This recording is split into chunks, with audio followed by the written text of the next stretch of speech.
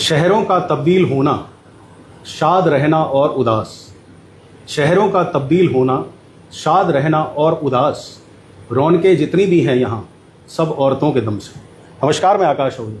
दोस्तों, मैं इसे अपना सौभाग्य इसलिए कहूँगा आज के इंटरव्यू को, क्योंकि मैं महिला सशक्तिकरण का बहुत बड़ा पक्षधर हूँ और आज मुझे लंबे समय बाद एक सौभाग्य मिला है कि किसी महिला का मैं इंटरव्यू कर सकूँ।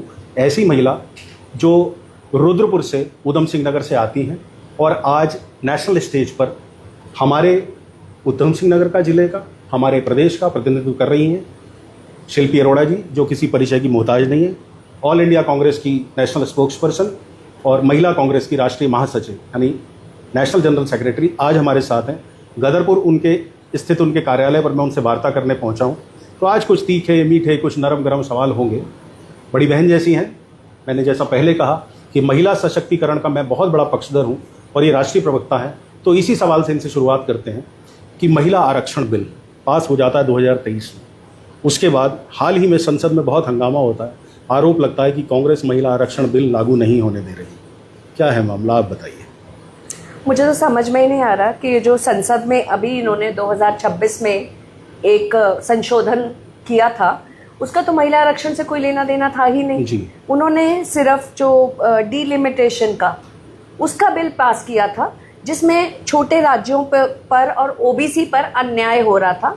इसीलिए सभी दलों ने मिलकर, कांग्रेस और बाकी सब दलों ने मिलकर, अपोजिशन ने यूनाइटेड तरीके से सबने मिलकर इस षड्यंत्र को विफल करने का काम किया है। महिला आरक्षण बिल, जिसका इन्होंने नाम दिया, क्योंकि ये सरकार नाम बदलने में बहुत एक्सपर्ट है, नारी शक्ति वंदन अधिनियम 2023, जो कि अब कानून का रूप ले चुका है। ये कानून बन चुका है। इसका तो वो नोटिफिकेशन कराना भी भूल गए। इनको पार्लियामेंट में जो भी प्रोसेस होता है नोटिफिकेशन कराने का, वो उनको तब याद आया जब 26 में उन्होंने उसका अमेंडमेंट मूव किया। तब याद आया कि अभी तो हमने किया ही नहीं। तो 2026 में उन्होंने उसका नोटिफिकेशन हो गया। तो मुझे समझ में नहीं आता कि देरी किस बात की। हम देश की आधी आबादी हैं और हमारा पूरा हक बनता है जब हमारे महिलाओं के वोट लेकर सरकारें बनती हैं। बिल्कुल। तो हमें लोकसभा, विधानसभा, राज्यसभा, विधान परिषद में अपना आधा हक चाहिए। बिल्कुल। क्यों चाहिए, ये भी बड़े इंपॉर्टेंट फैक्टर्स हैं। और नहीं, वो सब चीजें तो सरकार, शिल्पी जी, कह रही है कि हम दे रहे हैं, लेकिन आरोप ये लग रहा है कि कांग्रेस ने ये पास नहीं हो। मैं जानना चाहता हूँ वो कैच क्या है कि गवर्नमेंट कुछ कह रही है, आप लोग कुछ कह रहे हैं, जनता कुछ समझ रही है। वो कैच एक्चुअली है क्या? आप लोग क्या कहते हैं कि जो वर्तमान 543 सीटें हैं उसमें करिए। तभी हम 2023 की बात कर रहे हैं। ओके। अब सरकार ने क्या किया, महिलाओं के आगे पूरे पटाखे छूट गए, केक कट गए, बड़ा तारीफें हो गई, बड़ी वाहवाही लूट ली, पीठ खुद की तप ली, विज्ञापन दे दिए कि हमने बड़ा अच्छा किया। लेकिन ये तो टॉफी हवा में लटकी हुई है। इसमें तो बहुत सारे इफ एंड बट है। इफ एंड बट क्या है? पहले हम जनगणना करेंगे, सेंसस करेंगे, यानी कि फिर हम परिसीमन करेंगे, फिर हम उसके बाद में महिलाओं का हक देंगे। तो ये तो कोई सेंस नहीं है कि मेरे पास, मोदी जी के पास जो है 543 मैंगोज हैं, वो कह रहे हैं ये 800 प्लस होंगे तब मैं दूंगा। 543 तो पूरे मैंने रखे हुए हैं, उसके बाद जो ये इतने बढ़ाएंगे फिर मैं दूंगा। तो कोई सर पैर नहीं है और कांग्रेस पे इल्जाम वाली तो कोई बात ही नहीं है। एक चीज जो पास हो चुकी है 2023 में, भारी बहुमत से पास हुई है, एक भी वोट अगेंस्ट में नहीं किया, 100% अपोजिशन ने सपोर्ट किया। इसमें कोई बीजेपी, लोग केवल एब्सेंट थे, उनके वो एब्सेंट का तो अलग इशू है, लेकिन जितने भी लोग प्रेजेंट थे उन सब ने बहुमत से इसको पास किया, कर दिया। कांग्रेस ने कई बार ये प्रयास किए पहले भी, लेकिन हमारे पास बहुमत नहीं था। राज्यसभा में पास भी हो गया था, लेकिन लोकसभा में सुषमा स्वराज जी ने उस समय कहा कि हम मार्शल का यूज अलाउ नहीं करेंगे, क्योंकि काफी जो और दल थे उन्होंने उसको साथ नहीं दिया उस समय में। तो हमारे पास तो 30 साल से बहुमत रहा ही नहीं है, पर पूरी कोशिश करी गई। कांग्रेस अकेली पार्टी है जिसने पहली महिला राष्ट्रपति दी, पहली स्पीकर दी मीरा कुमार जी के रूप में, पहली राष्ट्रीय अध्यक्ष सोनिया जी रही हैं, पहले जो हर लेवल पर जिसको कहते हैं कि मुख्यमंत्री कितने राज्यों में दी। तो कांग्रेस तो हमेशा महिलाओं के साथ रही है और भाजपा महिलाओं का क्या करती है किसी से छुपा नहीं है। नहीं चलकर ये डिबेटेबल इशू है। दोस्तों, अगर मुख्यमंत्रियों की बात हो तो मानते हैं कि चूंकि आज़ादी के बाद से सत्ता का जो ज़्यादातर समय है वो कांग्रेस के पास रहा, तो शायद सुचेता कृपलानी हो उत्तर प्रदेश की, या एक साथ में 5 स्टेट्स में जयललिता, मायावती, शीला दीक्षित, वसुंधरा राजे, उमा भारती हों, तो एक ऐसा महिला सशक्तिकरण का दौर भी हमने देखा है जहां महिलाओं ने किसी भी स्टेट की प्राइम सीट संभाली है, यानी मुख्यमंत्री वो रही हैं। लेकिन अब बीते कुछ समय से हमने देखा है कि प्रादुर्भाव राजनीति का है या क्या है कि महिलाएं कहीं ना कहीं हाशिए पर दिख रही हैं। यहाँ शिल्पी अरोड़ा जी का ये कहना है कि कांग्रेस कह रही है कि जो वर्तमान सीटें हैं 543, उसी पर ही जो 50% है वो लागू कर दिया जाए, बजाय इसके कि सेंसस और परिसीमन का डिलिमिटेशन का इंतजार किया जाए, जिसके बाद भारतीय जनता पार्टी ये कह रही है कि 850 सीटें हो जाएगी। एक दूसरी चीज़ मुझे कुछ समय से याद आ रहा है, आज से कुछ वर्ष पहले मेरी सुप्रिया श्रीधर जी से बात हुई as a Times of India representative. तो उनसे मैंने एक बात कही थी कि विपक्ष का सबसे बड़ा टूल होता है कि उसकी बात एम्पलीफाई कैसे हो। आज के दौर में despite representing a media house, मैं इस चीज़ को स्वीकारने में कोई संकोच नहीं करता कि सवालों की झड़ी विपक्ष के ऊपर ज़्यादा रखी जाती है, सत्ता पक्ष से सवाल नहीं पूछे जाते। क्या आपको लगता है कि मीडिया का कहीं ना कहीं एक बायस्ड नेचर है और आज की तारीख में, और मीडिया के बिना कांग्रेस को अपने नैया पार लगाने में मुश्किल हो रही है? ये बिल्कुल ठीक बात है, क्योंकि जितने भी बड़े बड़े मीडिया चैनल हैं उसमें स्टेक होल्डर जो हैं कहीं ना कहीं अदानी और अंबानी आ जाते हैं उसमें, जो स्टेक होल्डर आ जाते हैं, और जो भी निष्पक्ष पत्रकारिता करते हैं तो उनको कहीं ना कहीं हटा दिया जाता है तरह तरह की बातें करके, कोई भी रीज़न देकर। बड़े बड़े चैनल्स में हम बात करें, और जो लोग भी जिसको कहते हैं गोदी मीडिया, सो कॉल्ड गोदी मीडिया होता है, उनको प्रमोशंस मिलती हैं, उनको बढ़ाया जाता है, विज्ञापन के रूप में उनको समर्थन मिलता है। तो मैं ये भी नहीं कहूँगी मैं मीडिया को ब्लेम करूँगी, क्योंकि मीडिया को भी चलाने के लिए लाखों करोड़ों रुपए हर महीने चाहिए, छोटा हो या बड़ा हो। तो कहीं ना कहीं जिसके पास फंडिंग नहीं होगा वो कहाँ से करेंगे एक सेटअप लगाने के लिए। तो उनकी फंडिंग जो सरकार कहीं ना कहीं हमेशा कांग्रेस के टाइम में निष्पक्ष रूप से फंडिंग करी जाती थी। बड़े बड़े चैनल जो हैं जो हमें गाली भी देते थे उनको भी सपोर्ट में कोई कमी नहीं करी जाती थी। लेकिन अब ये बहुत ज्यादा बायस हो चुका है। इस एक्शन के लिए रिएक्शन का क्या रोड मैप है, किस तरीके से एम्पलीफाई करें? प्रश्न मेरा यही है। सोशल मीडिया वही एक, आप सोशल मीडिया की प्रभारी भी रही हैं जी, मैं जानती हैं, इनसाइट स्टडी की है आपकी, कैसे आपको लगता है कि इस चीज पर विजय प्राप्त की जा सकती है? देखिए, थोड़ा सा स्लो होता है सोशल मीडिया, धीरे से, क्योंकि एम्पलीफाई होने में टाइम लगता है।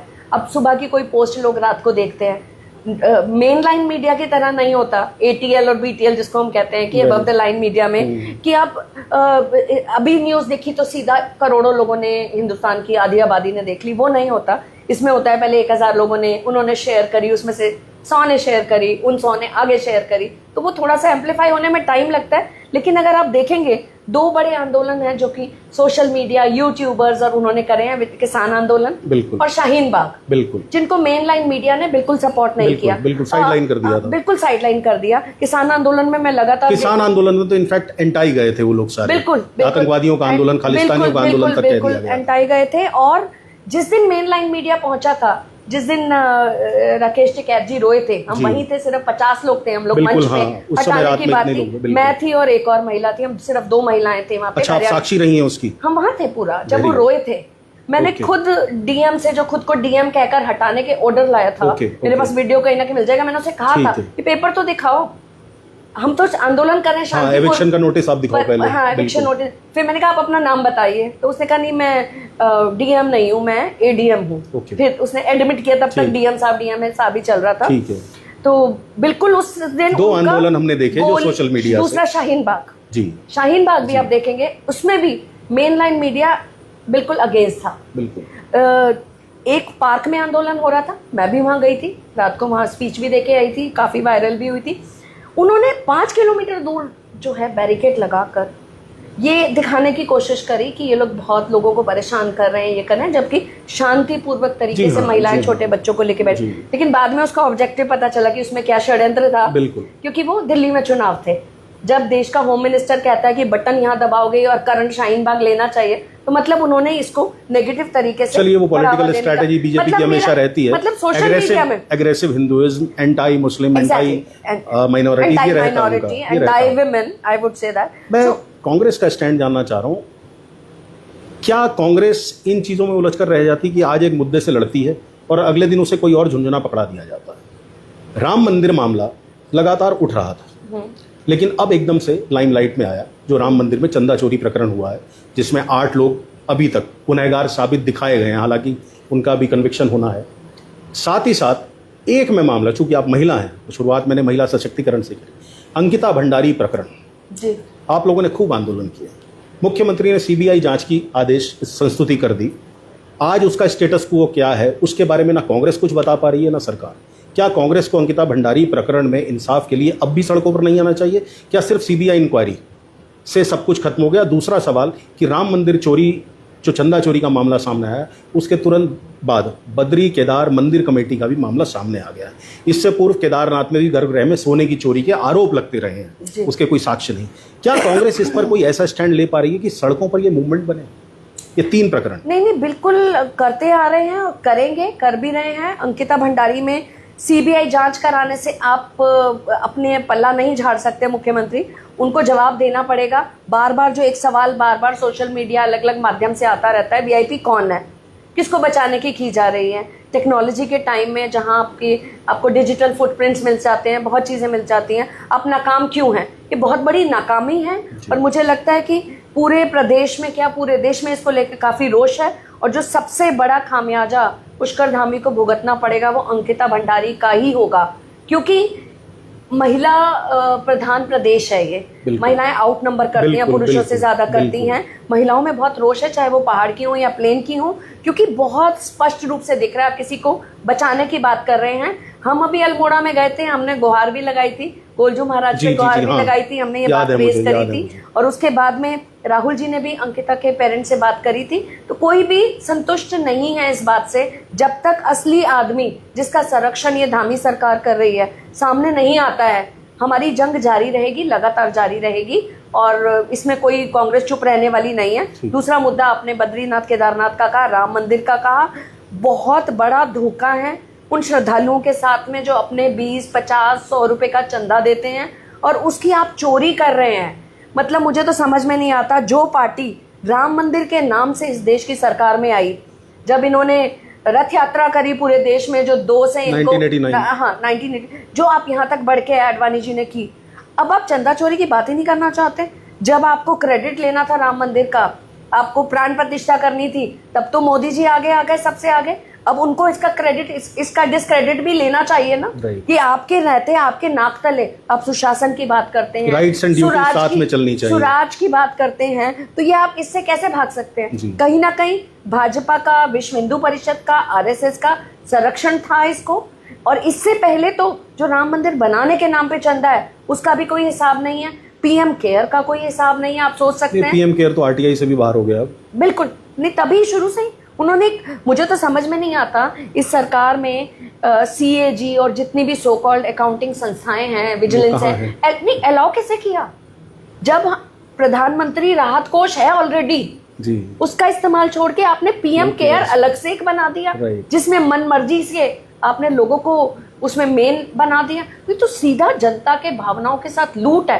कि कोविड के नाम पे आपने सारे पीएसयूज, एमपी, एमएलए की सैलरी सब ले ली, कहाँ गया वो अरबों खरबों रुपए? ये तो कहते हैं ना, इस देश के लिए बहुत अनफॉर्चुनेट बात है कि जब बिजनेसमैन जो है, जब साहूकार देश के सर्वोच्च पदों पर बैठ जाएंगे तो लूटमार का काम होगा, सबका क्रेडिट, मेरिट्स पे नहीं होगा कोई भी काम, इस पे होगा फायदा किसमें है, हमें निजी फायदा किसमें है, उसको आधार करके किया जाता है। आप देवभूमि उत्तराखंड की बेटी हैं, मैंने आपका संघर्ष भी देखा है, वाटर संस्था का भी समय मुझे याद है क्योंकि मैं भी लंबे समय से पत्रकारिता कर रहा हूँ, और मैंने आपके यहाँ के क्रियाकलाप भी देखे, चाहे वो कोविड के दौरान का मामला हो, जो सेवा भाव आपने यहाँ रखा।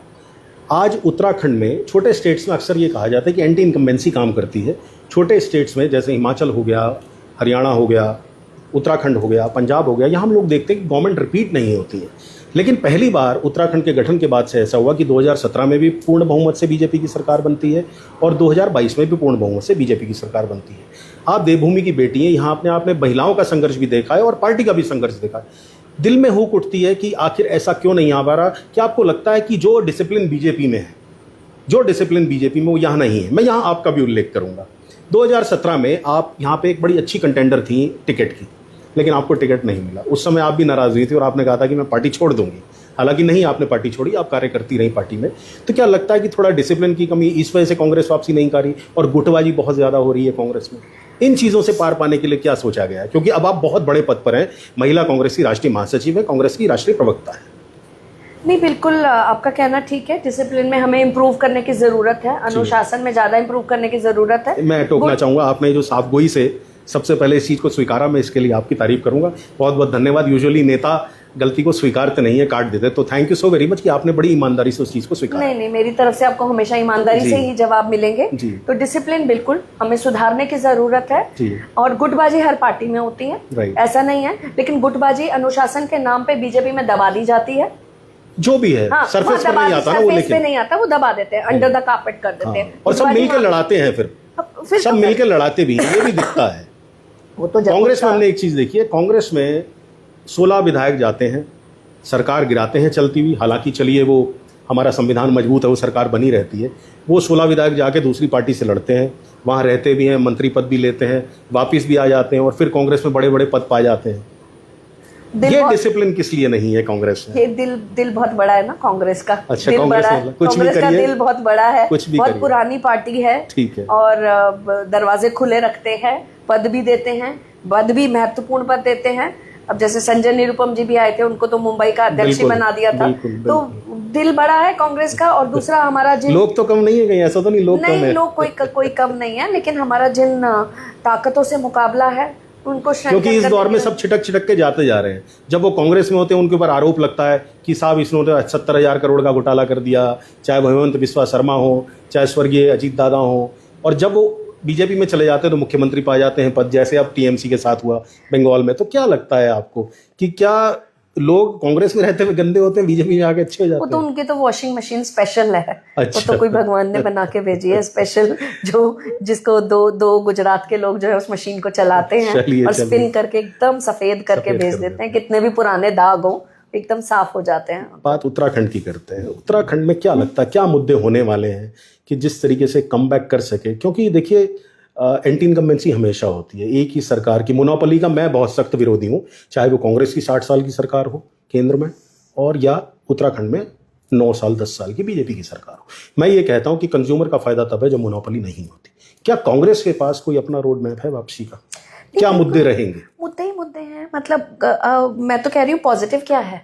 आज भी ये किया, वो किया, ये रोजगार। नहीं, ये मुद्दे आपके दिमाग में है, जनता तक कैसे पहुंचाएंगे? क्या मुद्दे हैं जो जनता के इमोशंस को हिट करें? जनता तो रोज भुगत रही है। अभी आप यहाँ बैठे हो, कांग्रेस के राज में कभी ऐसे लाइट नहीं जाती थी। यहाँ हम पूछते हैं लाइट आती कब है, ये पूछना पड़ता है कि किस समय आएगी, क्योंकि कॉन्फिडेंस ही नहीं है। बैठे बैठे लाइट, पूरा लाइट तो बहुत जल्दी प्राइवेट हो जाएगी, इसलिए कोई दिक्कत वाली बात नहीं है। अडानी जी के स्मार्ट मीटर लग गए हैं। वो तो अब लूटने का काम तो जारी होना ही है। वो तो 10-10 गुना सबके बिल आने हैं। एक समस्या कही जा सकती है। मौसम के मुद्दे मैं पूछना चाह रहा हूं। सड़कें देख लीजिए, विकास कार्य हुआ ही क्या है? कोई कार्य हुआ ही नहीं है। युवा परेशान है, रोजगार नहीं है। स्टूडेंट परेशान है, पेपर लीक हो रहे हैं, लगातार पेपर लीक हो रहे हैं। महिलाएं परेशान है, सुरक्षा नहीं है। उनको जो जितने भी उनको मिलते थे सरकार की तरफ से, जो मंथली उनको कोई पेंशन्स मिलती थी, वो सारी रुकी पड़ी है, कहीं कुछ नहीं है। जो नई स्कीमें थी, इंदिरा अम्मा फूड योजना थी और सब थी, वो सब के सब बंद हुए पड़े। पर 80 करोड़ लोगों को तो देश में राशन फ्री मिल ही रहा है। कहाँ मिल रहा है? फिर इसका मतलब आप कहीं ना कहीं सरकार मान रही है 80 करोड़ लोग गरीब हैं, बीपीएल। हाँ, वो तो ऑब्वियसली बात है। बिल्कुल। तो एक तरफ आप विकास की बात करते हो, जीडीपी ग्रोथ की बात करते हो, पर कैपिटा इनकम की बात करते हो, और एक तरफ आप मानते हो 80 करोड़ लोग बीपीएल से नीचे हैं, यानी कि तो क्या सरकार कर रही है? इतने सालों से सरकार क्या कर रही है? राशन कहाँ, मतलब आप करना क्या चाह रहे हैं राशन बांट के? बट लोगों को खाली राशन नहीं चाहिए, लोग चाहते ही नहीं है कि हम राशन के ऊपर डिपेंडेंट हो। वो चाहते हैं हम सक्षम हो, खुद पैसा कमाए, हमें रोजगार मिले, एम्प्लॉयमेंट मिले। किया क्या है? जीएसटी फ्लॉप, कोविड प्रबंधन फ्लॉप, हर किसान के आपने बिल पास किए, 1500 किसानों की कुर्बानी हुई और आपने वो वापस लिया। आपकी किस चीज में आपकी कोई क्लैरिटी नहीं है किसी भी चीज में। जीएसटी आपने इतने साल जनता के साथ लूट खसोट करी, कुछ नहीं पता, नोटबंदी का कुछ नहीं पता है, रोज नई रूमर है। इतना इस सरकार ने इनसिक्योरिटी का माहौल पैदा कर दिया है, असुरक्षा की भावना पैदा कर दिया है। हमें नहीं पता हम पैसे बैंक में रखें, घर में रखें, कुछ नहीं पता। कौन सा बैंक कौन बैंक करप्ट हो जाए, कुछ नहीं पता। कहाँ रखें? गहने घर में रखें तो चोरी का डर है, लॉकर में रखें तो सरकार ना लूट के ले जाए। कब भरोसा है? सरकार तो कहती है कांग्रेस मंगलसूत्र आपका छीन के दूसरों को दे देगी। देख किसने कह लिया? अभी आजकल कौन कह रहा है सोना नहीं खरीदोगे? ये तो पीएम साहब ने कहा है। पीएम साहब अपील कर रहे हैं। अब तो वो बता रहे हैं कि गाड़ी में नहीं घूम सकते, आप घूमो, विदेश यात्रा मत करो। आप विदेश यात्रा करो, और दूसरे दिन विदेश यात्रा कर रहे हो, आप बैठ के सारे वहां एंजॉय कर रहे हो, वहां टॉफियां खिला रहे हो। और इंडिया में हम लोग जो है, हम विदेश यात्रा ना करें, जो अफोर्ड कर, जिसके बच्चे के घर में शादी है वो नहीं करेंगे क्या? बिल्कुल गोल्ड नहीं भी खरीदेंगे, गोल्ड नहीं खरीदेंगे। गोल्ड यहाँ तो कोई भारतीय भरोसा ही परंपरा का नहीं। हिस्सा है। ये पहली सरकार है, मैं कहना चाहूंगी, जो शिकायत करता है ना उस पे होती है एक्शन।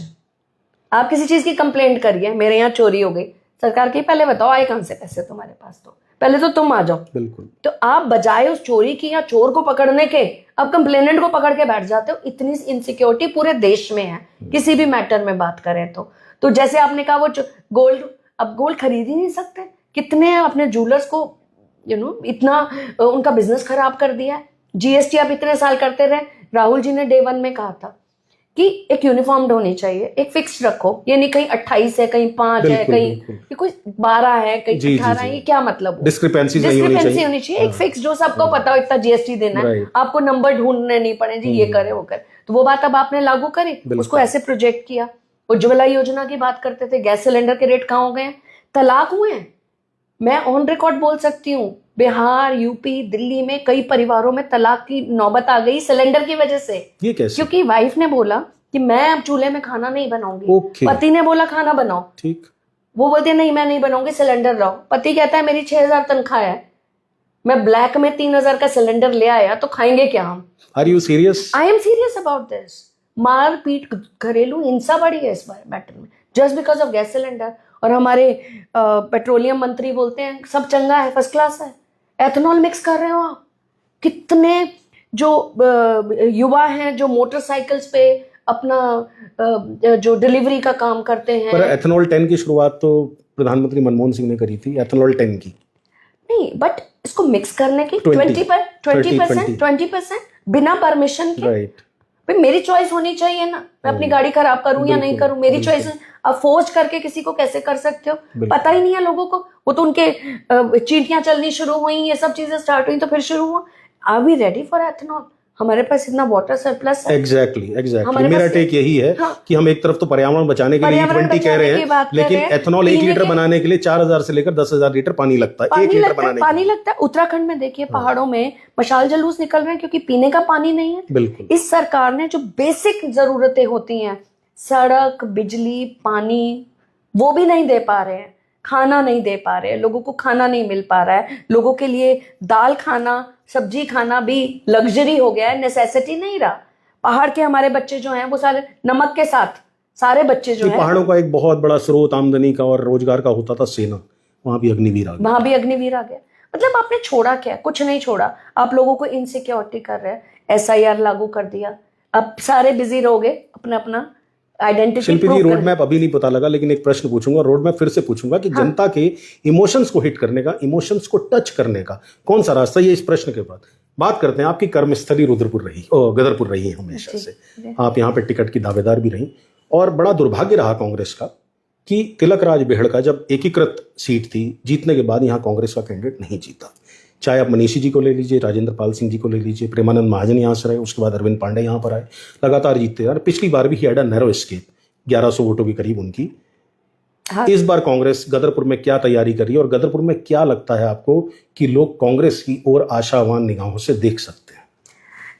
विकास 00 आपका 3 बार के विधायक हैं यहाँ पर, और कोई है ही नहीं, किसी भी तरीके का कोई डेवलपमेंट है ही नहीं। कोई एक भी चीज कहें जो हो गई हो, सारा टाइम मुख्यमंत्री और उनकी लड़ाई में ही बीत गया, ब्लेम गेम में कि उनको ब्लेम करना है, वो इनको ब्लेम कर रहे हैं। कुछ भी नहीं हुआ किसी भी तरीके के। सड़कों की बात करें, मुझे उस दिन कुछ लोग मिले थे, गांव का नाम बता रहे थे जहां आज़ादी के बाद से आज तक सड़क ही नहीं बनी है।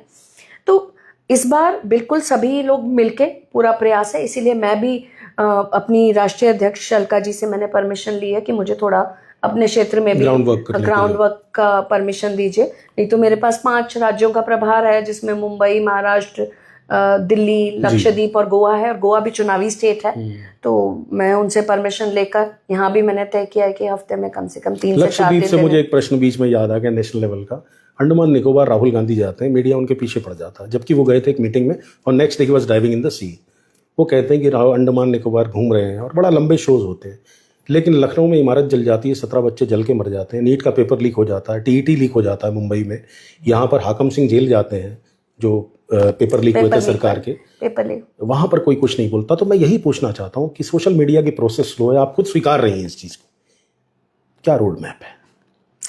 अब कोई रास्ता है ही नहीं हमारे पास। हमें जनता को आगे आना पड़ेगा, जैसे नीट में आपने देखा कि कोटा में जिस तरीके से बिल्कुल प्रदर्शन वगैरह हुए, प्रोटेस्ट, यूथ ब्लड आगे आया, वहां भी राहुल गांधी पहुंचे थे, मुझे याद है। बिल्कुल, और अब देहरादून भी आ रहे हैं, 17 तारीख को देहरादून आ रहे हैं राहुल जी। तो बिल्कुल जनता ही अपनी आवाज उठानी पड़ेगी और कांग्रेस उनको समर्थन देगी, क्योंकि जनता ही सत्ता परिवर्तन कर सकती है, चाहे वो महिलाओं हो या यूथ हो। मुद्दे हम लोग पहुंचा ही रहे हैं जनता तक, नुक्कड़ मीटिंग्स के माध्यम से, लोगों में जा जाकर, मैं भी जहाँ जाती हूँ 10, 20, 25 लोगों में बैठ के चर्चा करते हैं। हम उनको एप्स्टीन फाइल के बारे में बताते हैं कि किस तरीके से हमारे देश के प्रधानमंत्री अमेरिका के प्रेसिडेंट के हाथ में खेल रहे हैं, क्या उन लोगों के रिलेशंस थे उनके साथ में, क्यों भारत के किसानों के साथ में अन्याय हो रहा है, जो एग्रीमेंट्स वो साइन कर रहे हैं कि गेहूं चावल जैसी चीजें भी बाहर से आएंगी। समस्या शिल्पी जी ये नहीं है कि मुद्दों की आपके पास क्या कोई कमी है या नहीं, समस्या ये है, मुझे राम मनोहर लोहिया जी की बात याद आ रही है। वो कहते हैं जब सड़कें सूनी हो जाती हैं, कहते थे वो,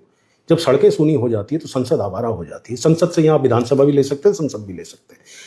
आखिर वो क्या तरीका है जिससे कांग्रेस लोगों को ये विश्वास दिला सकेगी कि आप सड़कों पर अगर उतरते हैं अपनी मांगों के लिए, हम आपका अहित नहीं होने दें, क्योंकि एक डर का माहौल कहीं ना कहीं है। मैं एक पत्रकार होने के नाम में बड़ा उसको एडमिट कर रहा हूं इस चीज को कि डर का माहौल होता है, डर लगता है। मुझ जैसे पत्रकार पर भी सिर्फ एक स्मार्ट मीटर दिखाने पर रंगदारी के मुकदमे दर्ज किए गए।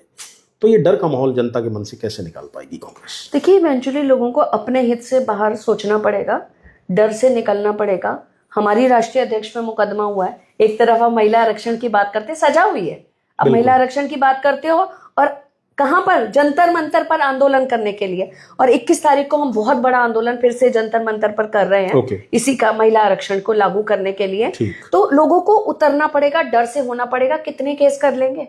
उनको सजा हुई, मैं उनके साथ कोर्ट में थी, इस बात पे सजा हुई, फिर उनको 1 साल की छूट दी गई कि आप कुछ भी ऐसा नहीं करेंगी, पर वो कर रही हैं। 21 तारीख को वो कर रही हैं फिर से आंदोलन। क्योंकि अब जब भी हम अपना सोचेंगे तो हम लोगों को, बल्कि आप संदेश भी देना चाहूंगी लोगों को कि अगर आप सोचो कि मेरे को तो नहीं हो रहा, सामने वाले घर में हो रहा है, तो कल को आप करो, आपके साथ होगा तो सामने वाला तमाशा देखेगा।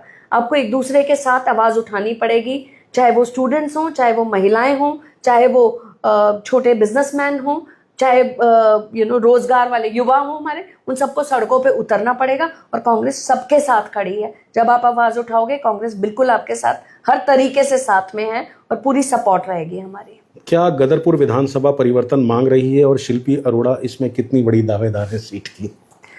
देखिए, परिवर्तन बिल्कुल है और ये कांग्रेस की ही ओरिजिनली सीट है। अनफॉर्चुनेटली कुछ लोग और इंडिपेंडेंट लड़के, दूसरी पार्टियों से लड़के वोट काटने का काम करते हैं, उस पर हम लोग इस बार वर्किंग करेंगे। क्या कांग्रेस का टिकट आपको लगता है कि जो बंटवारा ठीक था, पंडित तिवारी, स्वर्गीय पंडित तिवारी, पूरे आदर के साथ उनका नाम ले रहा हूं, वो अपने रिश्तेदार को, मनीषी को टिकट दिलवाते हैं और 25,000 वोट ले जाते हैं जर्नैल सिंह काली निर्दलीय। अगर कांग्रेस का टिकट उन्हें उस समय मिलता तो संभावना थी कि वो जीत सकते थे यहाँ से कांग्रेस के टिकट पर। कमोबेश यही स्थिति बीते इलेक्शन में देखने को मिली, जब मात्र 1100 वोटों से कहा यह गया, ओपनली कहा गया कि कांग्रेस के अपने लोगों ने ही भीतरघात करके भाजपा को लड़वाया था। नहीं, इस पे तो एक्शन लिया जाएगा, बिल्कुल। जो लोग भी भीतरघात करते हैं कंट्रोल करा जाएगा। इसीलिए मैं भी खुद भी यहाँ रेगुलर आ रही हूँ, जिससे कि सब जितने भी दावेदार हैं वो मिलके, जिसको भी टिकट मिले, सबने लड़वाया भी। वैसे मेरा ये सवाल आने वाला था, लेकिन इसमें जवाब मुझे एक दो लोगों को छोड़ के, एक दो लोगों को छोड़ के बाकी सबने चुनाव फिर भी पूछूंगा कि मान लीजिए 1% टिकट शिल्पी अरोड़ा जी को नहीं मिलता तो 2017 की तरह फिर नाराज होकर राष्ट्रीय पॉलिटिक्स से तो नहीं चली जाएंगी? उसके बाद तो 22 में मैंने लड़वाया चुनाव जी। 22 में मैंने, अब महाजन जी से पूछ सकते हैं, मेरी पूरी टीम लगी रही है उनके साथ में, मैं खुद प्रचार में गई हूँ। तो वो उस समय एक डिफरेंट तरीके की बात कही थी, वैसे तो आपको पता ही है, फिर भी मैं एक बार फिर रिपीट कर जाऊंगी। वो महिला पे बात आ गई थी। ये कहा गया था, मेरे सामने कई नेताओं ने फोन किए गए थे उस समय के मुख्यमंत्री को, और ये कहा गया था कि शिल्पी जी को सपोर्ट करना है। तो उन्होंने कहा बहुत अच्छी वर्कर है, लेकिन वक्ता भी बहुत बढ़िया है, मैं खुद सुनता हूँ, लेकिन हमें तो जिताऊ चाहिए। तो मुझे एक संदेश देना था कि महिलाएं भी जिताऊ होती हैं। बिल्कुल, इस चीज में मैं आपके साथ हूँ, हर महिला के साथ हूँ, irrespective of the party she comes from. आप ये सोचे कि महिला जिताऊ नहीं है, महिला जिताऊ नहीं है। और एक बात मैं और कहना चाहूंगी, आप महिला या पुरुष दोनों की बात करें, आप किसी दुकानदार पे जाइए और पूछिए आप राजनीति में आएंगे, वो कहेगा नहीं, इट्स वेरी डर्टी। बिल्कुल। तो आप प्रिपेयर करते हैं ना, Right. उनको ब्लॉक अध्यक्ष बनाकर, जिला अध्यक्ष बनाकर बिल्कुल, तैयार करते हैं बिल्कुल। कि कैसे सीएम को अटेंड करना है, कैसे आपके राष्ट्रीय नेतृत्व आए तो अटेंड करना है। तो वो ग्रूमिंग महिलाओं को भी चाहिए। Exactly. You lead by examples. You lead by जब examples. ये महिलाओं को चैलेंज, जब महिला पे बात आई कि भैया जिताऊ नहीं है, तो मेरे को एक संदेश देना था कि भैया आप कितने जिताऊ हैं, आप भी देख लीजिए। ओके, मैंने, मेरा लाइन ही यही थी कि मुझे ये, जब ये मेरे मुंह पे कहा गया कि जिताऊ नहीं है आप, तो इसलिए आपने दिल्ली का रुख कर लिया। बिल्कुल नहीं, दिल्ली का रुख नहीं, उसके बाद में लगातार सक्रिय नहीं। 22 में चुनाव लड़ाया है मैं, नहीं, उसके बाद की बात कर रहे हैं। 2023 तक मैं उसमें रही हूँ। दिल्ली का रुख वाली बात नहीं मैं, पर बिल्कुल महिलाओं के लिए जहां भी लड़ाई होगी मैं लड़ूंगी, चाहे वो देश में हो या बाकी एरियाज में जहाँ की मैं प्रभारी हूँ। बिल्कुल। गोवा में मुझे खुद कहा गया है हाईकमांड द्वारा कि 10 से 15 महिलाओं को रेडी करो, उनको टिकट देने की अभी से तैयारी शुरू करो। ठीक है। दिल्ली में मैंने अभी से शुरू कर दिया है, जो भी म्युनिसिपल इलेक्शन लड़ना चाहती है महिलाएं, अभी से हम उनको ट्रेन भी करेंगे Okay. कि भैया होर्डिंग लेने हैं, तुम्हें कैसे ठीक जनसंपर्क करना है, वो सब चीजें। बिल्कुल, मैं अगर मुझे पार्टी आदेश करेगी तो यहाँ से चुनाव लड़ूंगी और जीत के पार्टी की झोली में डालूंगी और भागीदारी रखेंगे आने वाली सरकार में, गदरपुर की भी कांग्रेस की भागीदारी हो। तो दोस्तों, ये थी कांग्रेस की नेशनल स्पोक्स पर्सन और महिला कांग्रेस की राष्ट्रीय महासचिव, जिन्हें आपने बहुत ध्यान से सुना। मैं तो कह रहा हूँ मेरी तो बहन की तरह, और कोई भी रिस्पेक्टिव ऑफ द पार्टी अगर कोई महिला मेरे मंच पर आती है तो वो सम्मान की और अपनी बात कहने का पूरा अधिकार रखती हैं। बहुत अच्छा लगा बातें सुनकर इनकी। फैसला जनता ने करना है कि क्या शिल्पी अरोड़ा जी ने जो मुद्दे उठाए हैं वो वाकई जनता के सेंटिमेंट्स को टच करते हैं, क्या वाकई वो जनता के मुद्दे हैं। और कांग्रेस की गुटबाजी की जो बात करी उसका भी उन्होंने जवाब दिया कि सब चीज़ें ठीक हो जाएंगी। डिसिप्लिन भले ही थोड़ा कम है, स्वीकारोक्ति करी इसकी, लेकिन सब कुछ ठीक हो जाएगा। तो अगर आपको लगता है महिला सशक्तिकरण की दिशा में और कार्य होने चाहिए और जिस तरीके से 21 तारीख को जंतर मंतर पर कांग्रेस का एक प्रदर्शन होने वाला है, तो इस पोस्ट को प्लीज़ एम्पलीफाई करिए और कमेंट जरूर करिएगा। आपके कमेंट हमें हमेशा संबल देते हैं, हमें आगे बढ़ने की प्रेरणा देते हैं। तो बहुत बहुत धन्यवाद Shilpi ji. Thank you so much. Thank you. Bharat माता की जय। Thank you.